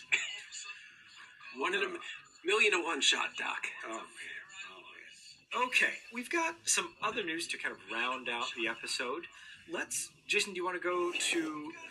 No one wants to go to Dulles. I don't want to go to Do we want to talk about Dulles first? I just came from Dulles, and I didn't even get to fly home because my flight was delayed, because of course it was. But we just talked about an incident where an engine was turned off because of not the engine's fault, but then there's a United 777 at Dulles, which had some sort of failure and set the airport on fire. Oops. Yeah, that happens. Not the airport itself. We should specify. Not the terminal, but there's a lot of nothing around Dulles. Whatever the engine spewed out, and by the way, the flight was fine. They dumped fuel quite at a low altitude, because I saw some video on that. This was a flight from UA-803 from Dulles to Tokyo, Haneda. How old was this 777? It's a pretty old 777. They're all old at United. I mean, it's just how old was this aircraft? Let's see. N78004 is 22.7 years old. This is not a young aircraft. 78004? Yep. 27.2 years old aircraft. Yeah, it spewed some parts out of the engine apparently and set some of the grass outside of the airport on fire, which is not great, but the aircraft returned, and it was... I had actually read, this was an interesting twist about the handling of the situation, that United actually closed a United club at Dulles to shuffle all of passengers in there to rebook everyone and deal with that delay, which I think I've never heard of an airline doing before, and I think that's quite an interesting... That's a very interesting way to do it. Interesting twist on a otherwise pretty mundane story. It's worth noting, as regular listeners of this podcast will no doubt be attempting to rack their brains about, I've heard of previous United Airlines engine issues on their 777s. This is a former Continental Airlines GE-powered 777. So while it may be an engine issue, it's not related to any of the Pratt engine issues that United has previously experienced. No, and those aircraft, there are rumors that those Pratt-powered aircraft, those are being quietly parked or withdrawn. Pushed into the ocean?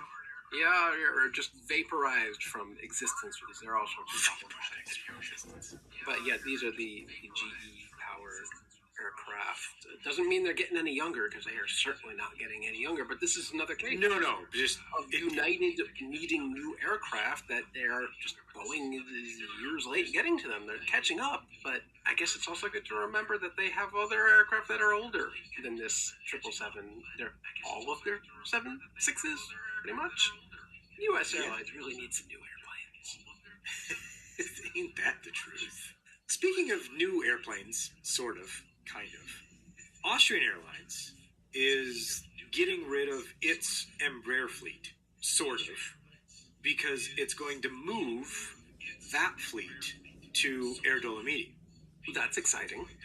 This is interesting for a few reasons. One, all of the aircraft will be transferred out and get a new livery, which is fine, whatever. But two, it marks the first time that Lufthansa has shown restraint and not just started a new airline. Not yet. Not yet. Whenever this actually goes through, we could be seeing Air Dolomiti Regional or Air Dolomiti City. Ooh, City Airlines, operated by Air Dolomiti on behalf of Austrian Airlines, marketed by Lufthansa code share with United. That could be a real thing. And all of that's going to be operated by an Air Baltic A220. Oh, that's how you bring it all together. But there seems to be, we probably should have talked about this earlier, but there seems to be some sort of fleet rationalization plan coming to Lufthansa, and this is step one, shuffling on how... Well, we did talk about this earlier. We talked about this when we talked about the Lufthansa investor deck that came out. And we talked about their... Mostly we talked about the wide-body fleet rationalization. But it does seem to be that somebody sat down at Lufthansa and said, maybe it would make sense to have regional airlines, mid-haul airlines, and long-haul airlines. So that seems to be what's at play. There's definitely a German word for that. I'm sure there is, and I'm sure if someone knows it, they can email us at podcast@fr24.com and let us know. Let's close the show with an interesting new route from Oman Air. They are launching a few new flights, some to Saudi Arabia, they're launching a flight to Russia, but they're also launching a flight to Copenhagen via Baghdad. So, You had me at the Copenhagen part. That's no big deal. But via where? Baghdad. Oh, sure. And surely this must be like we operate to Baghdad and then offload all the passengers and then only have local traffic. No, you can actually fly on the same aircraft in one hop on one ticket from Oman to Copenhagen via Baghdad. Why not? Sure. Why not? Look closely at your tickets when you book, but wow, That'd be fun. gotta be up there for one of the year's most unexpected route launches. I, for one, would want to take that flight. I think that would be Yeah. fun. Yeah, okay. Yeah, I mean, you do go to the Nordics every so often. I believe you I just know. got back, so maybe next I year did. you can do it via Oman. We'll do a round-the-world flight Now that's good content. and pick that particular eastbound route. Speaking of interesting routings, we have one more flight to talk about, Jason. Mm-hmm. And that's Santa. You can't book that flight. You can't book that flight, but it will possibly be making a stopover at your airport or perhaps your house. We will once again absolutely be tracking Santa on Flight Radar 24 this year. Look for Santa to begin warming up the reindeer and the sleigh on the 23rd of December ahead of the Christmas Eve present run extravaganza. All right. Let's just hope he doesn't go to JFK and get clipped by a 730. It's always my grave concern that Santa will be taken out by a GIC truck. But I'm hopeful that that won't happen this year. So look for that on FlightRadar24.com, in the Flight Radar 24 mobile apps, and wherever fine Santas are found. And with that, we close what is the final new episode of 2025. We made it to the end of the episode. We made it to the end of the year. And I would be remiss if I didn't say thank you to everyone who has made it this far with us. It's been quite the year for aviation. And unfortunately, I don't really mean that in a good way. It's been a really rough year for a lot of the industry, really going back to last Christmas. And unfortunately, things did not let up throughout the year. But But there's been some good stuff. there's been some bright spots. There has been. I'm just scrolling back through our episode. You listened to Oshkosh. That's fun. That's true. Yeah. That's true. No, I'm not trying to sound down, generally speaking. But what I was going to say is I think that we have covered it well and hopefully provided what our listeners come to expect and deserve as far as some no-nonsense explanations of what's happening in the industry. And we'll continue to do that in the new year. This will be our last new episode for the year. We will be off next week. And then to start the year, we'll have a look back at a few of the more interesting conversations that we had with our guests in 2025. And then we'll start 2025, that's right. You gotta check that. I'm still writing 1935 on all my checks.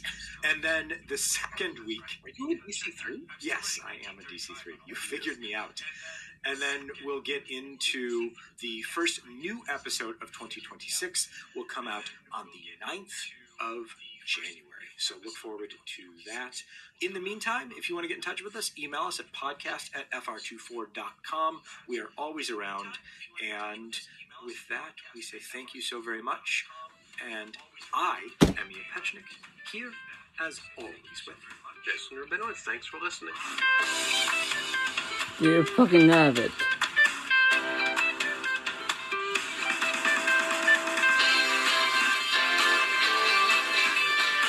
Great. I hope Jen doesn't go to jail.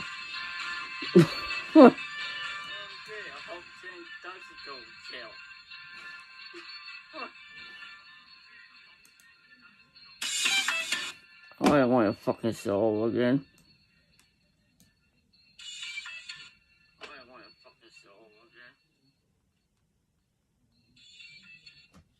There you have it. 2 1-hour fucking podcasts.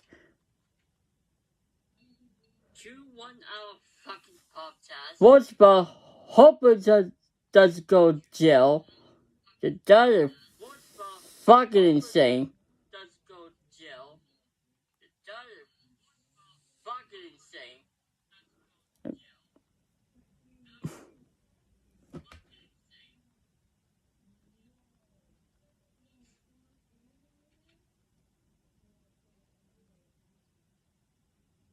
So if you're interested in these podcasts or whatever, go ahead and follow them.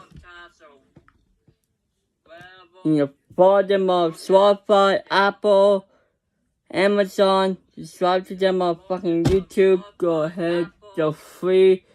I don't know they're free because I never followed them, but if you're interested, go ahead and subscribe now.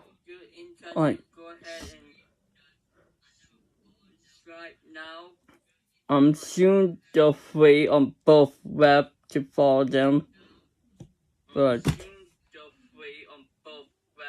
I can help you with that, but yeah.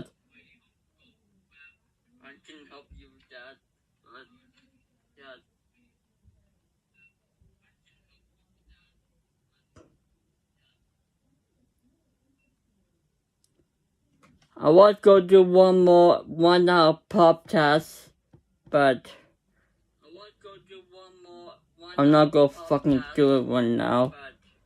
I always visit to choose 1 hour of podcasts.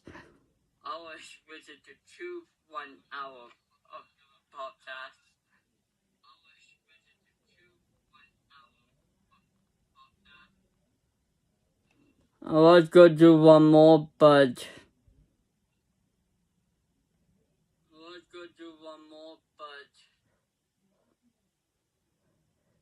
too enough for me.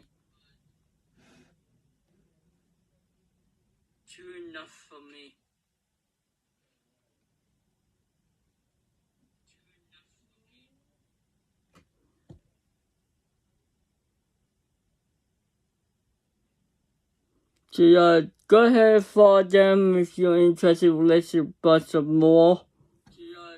I don't know if they're free or not, but you have to check them out. But you'll figure it out. Anyways, that's enough forecast for now. I was going to do one more, but I changed my mind. But yeah, I did got an email from the whale today, this morning.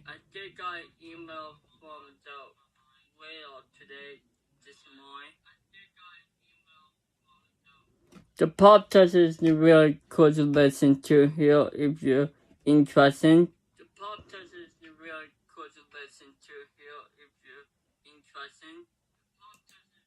Just go to www.flightwhaletracker24.com and it'll be on the first top on the list.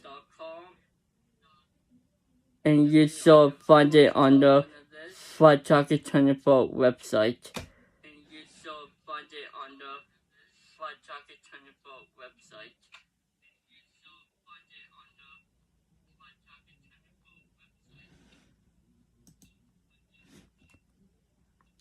So anyway, guys, almost been over 2 hours soon. Now, 40 like, I appreciate for 14 like. Quite a few people came in, but I don't know where they all went now. Nightbot was here earlier.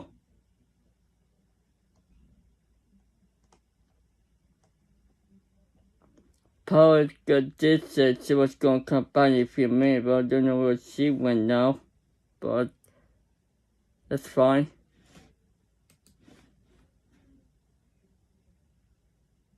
If you guys basic, you're basic. I don't care.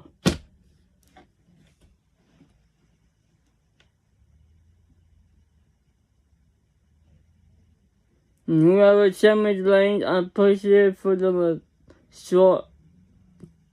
YouTube short.com link. I'm pretty sure I saw it.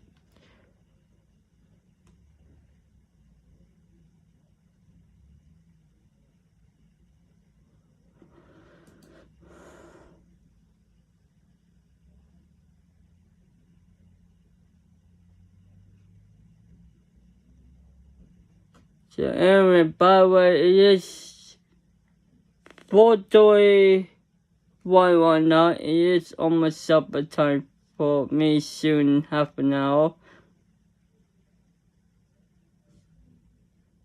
And so after that, the train fare I have to do.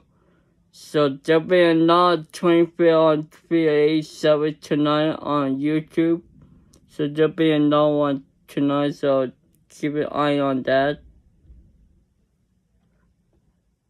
Hopefully they're on time, but I'll track them when they're on the way out of Ian.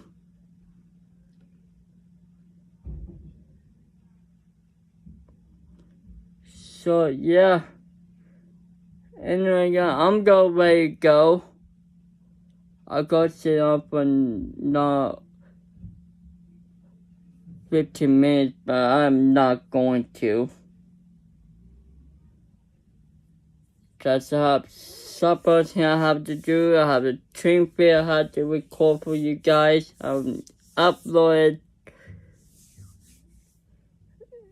But tonight, we'll have a live stream here together. Don't know what time, but it could be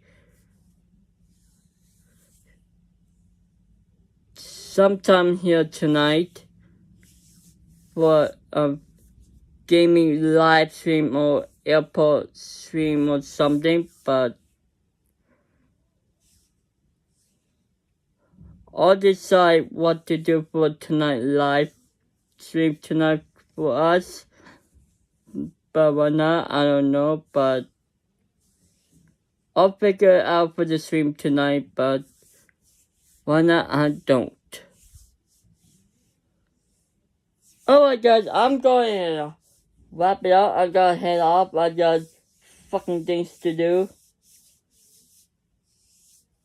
So if you like this our live stream, make sure to subscribe to my channel. Get a lot of subscribers. If you like it, give me a thumbs up. You help me out. Share it with your friends. Until the next one, my friend. Enjoy supper or sleep, whatever you're doing. And I will talk to you guys in the next one.